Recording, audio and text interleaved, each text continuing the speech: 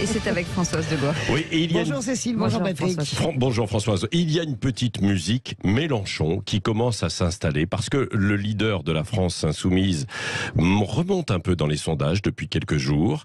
Il a reçu hier, on vient de l'entendre dans le journal, le soutien inattendu de Ségolène Royal qui considère que le vote utile désormais c'est lui.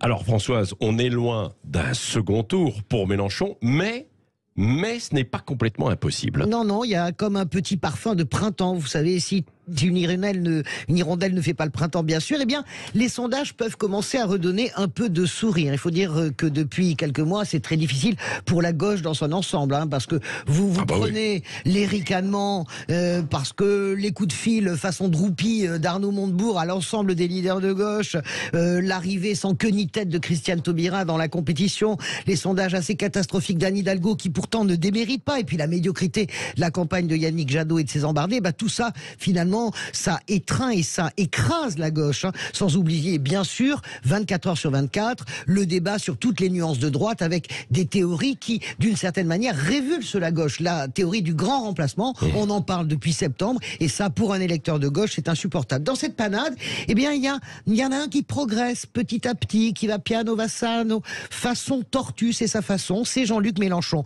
8% au début de l'année dans notre rolling fiducial IFOP, 11,5% aujourd'hui. C'est la stratégie de la tortue, mais il faut quand même regarder et comparer. Et là, c'est très intéressant. En 2017, à la même époque, et Jean-Luc Mélenchon est exactement au même niveau de score. Ses meetings sont pleins à craquer, ils sont très créatifs comme d'habitude, c'est un superbe, il possède de façon superbe l'art oratoire. C'est donc évidemment la valeur la plus sûre à gauche. Pourquoi ?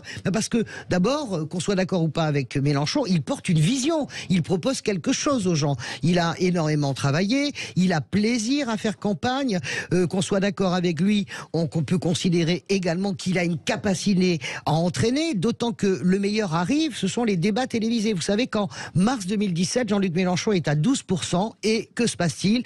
Eh bien, il y a le fameux débat sur TF1, les pudeurs de gazelle, paf, en une semaine, il prend 3%. Cette année, il veut faire mieux, c'est pas simplement accrocher le second tour, c'est être au second tour. Oui, c'est la fameuse théorie du trou de souris. Oui, le trou de souris, parce qu'avec les candidatures d'Éric Zemmour, de Valérie Pécresse et de Marine Le Pen, eh bien, le ticket d'entrée du second tour, il est entre 16 et 18%. Il est beaucoup plus bas qu'en 2017. Alors Jean-Luc Mélenchon, il se dit que la France est à tâtons, qu'on est encore très loin de la cristallisation, et que si lui passe psychologiquement la barre des 12%, eh bien, il va enclencher ce qu'on appelle le vote utile. Vous savez, c'est une turbine super puissante, le vote utile.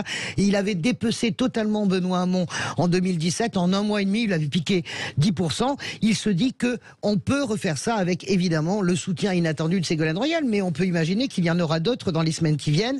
Il a quand même des handicaps, Jean-Luc Mélenchon. Il est moins populaire qu'en 2017. Ses embardés lui ont coûté très cher. Sa percée fait tousser bien sûr le Parti socialiste et le reste de la gauche. On peut imaginer pourquoi pas une alliance Jadot-Hidalgo-Taubira justement pour le contrer. Et puis il a le candidat communiste Fabien Roussel qui fait 3% et ça le gêne. Mais quand même, dans cette panade général, le vote utile dans le secret des urnes est un moteur très puissant. Alors, avec beaucoup de bémols, Patrick et Cécile, je dirais que petit à petit, le Mélenchon fait son lit.